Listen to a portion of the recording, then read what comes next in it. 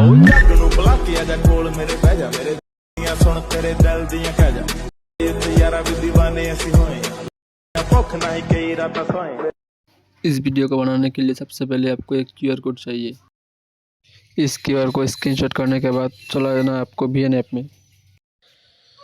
VN app में आने के बाद देखो VN ऐप ओपन कर लेना। उसके बाद स्क्रीन वाला ऑप्शन पे क्लिक करके QR कोड को स्कैन कर लेना। QR कोड को स्कैन करने के बाद उसको डाउनलोड कर लेना। मेरे पास डाउनलोड है इसलिए टेम्पलेट दिखा रहा है। डाउनलोड करने के बाद फ़ोटो सिलेक्ट कर लेना। फ़ोटो सिलेक्ट करने के बाद तुम्हारा वीडियो ऑटोमेटिक रेडी हो जाएगा। देखो वीडियो को देखो। उसके बाद वीडियो को इंपोर्ट कर लेना। तुम्हारा वीडियो कंप्लीट। वीडियो अच्छा लगा तो वीडियो को like comment share and subscribe.